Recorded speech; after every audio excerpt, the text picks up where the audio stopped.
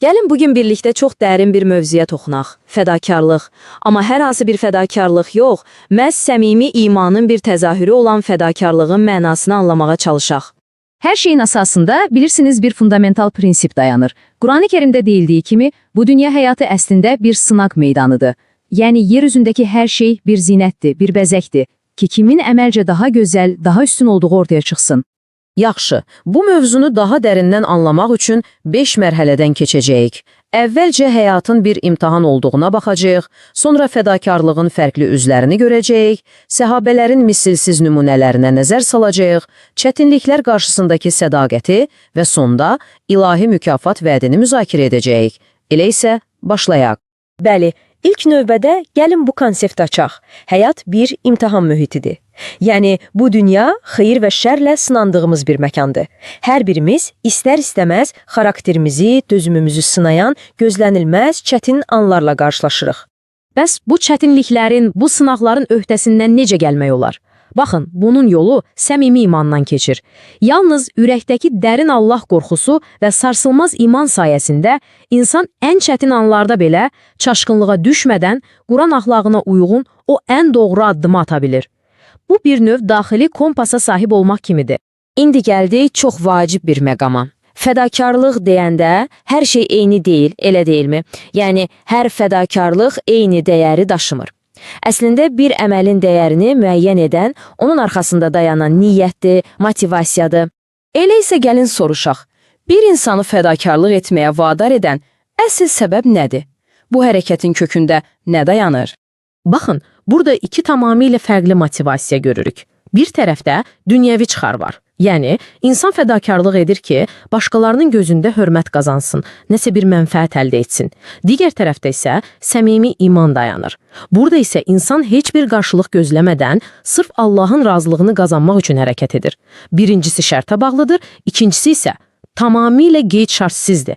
Hətta bunun sonunda şəxsi bir itki olsa belə. Bəs bu qeyd-şərtsiz, səmimi, fədakarlığın canlı nümunələri varmı? Əlbəttə. Gəlin tarixin ən parlaq səhifələrindən birinə, Peyğəmbərin və onun sahabələrinin dövrünə nəzər salaq. Onların həyatı sanki bu anlayışın canlı bir təcəssümüdür. Düşünün, o insanlar mallarını, canlarını, hər şeyi ikinci plana atdılar. Onlar üçün tək bir məqsəd vardı, Allahın razılığını qazanmaq. Bu sadəcə bir hərəkət deyildi. Bu o dövr üçün bənzəri olmayan bir əxlaq səviyyəsi idi. Onların bu bağlılığı o qədər dərin idi ki, Quranda buyurulur, Peyğəmbər möminlərə onların özlərindən daha yaxındır. Təsəvvür edirsiniz, bu onların sədaqətinin nə qədər güclü olduğunun bir sübutudur. Bəs konkret olaraq nələr etdilər? Baxın, bu sadəcə sözdə olan bir şey değildi.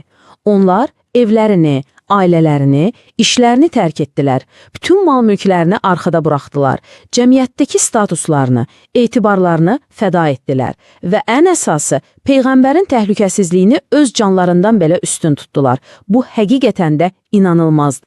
Əlbəttə, bu sədaqət asan şəraitdə ortaya çıxmamışdı. Əksinə, Məkkədəki o inanılmaz dərəcədə çətin, təzyiqlərlə dolu düşmənçilik mühitində bərkimişdi. Onların imanı odun içində möhkəmlənən polad kimi idi.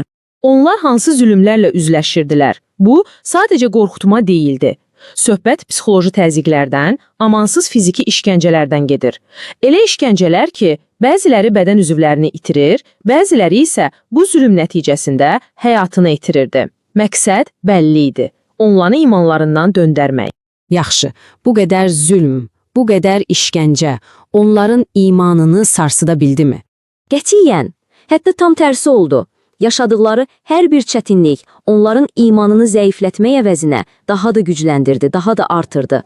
Baxın, bu sarsılmazlıq Quranda necə gözəl təsvir edilir. Onlar Allah yolunda çəkdikləri müsibətlərə görə nə zəiflik, nə acizlik göstərmiş, nə də kafirlərə boyun əymişlər. Ayənin sonu isə hər şeyi izah edir. Allah səbr edənləri sevər. Bəs bu güc haradan gəlirdi? Onlar sadəcə o anki əzaba, izdiraba fokuslanmırdılar. Onların baxışları daha irəlidə idi. Onlar hər şeyin fövqündə daha böyük bir məqsəd, daha uca bir mükafat görürdülər. Məhz bu səbəbdən onlar üçün hər çətinlik bir bəla yox, əksinə bir fürsət idi. Allaha bir addımda yaxınlaşmaq üçün bir fürsət. Cənnətə gedən yolda bir vəsilə. Və bu səbrin, bu fədakarlığın qarşılığı nə oldu? Allah onlara təkcə axirətin ən gözəl nemətini, cənnəti deyil, həm də dünya nemətlərini verdi. Çünki ayədə də deyildiyi kimi, Allah yaxşı iş görənləri sevər.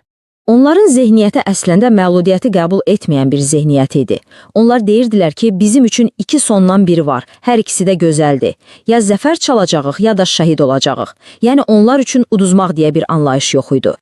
Bütün bunlardan sonra ağla bir sual gəlir. Həqiqətənmi ən böyük mükafatlara çatmağın yolu ən böyük fədakarlıqlardan keçir? Bəlkə də əsl dəyərli olan hər şey böyük bir əvəz tələb edir. Bu barədə düşünməyə dəyər.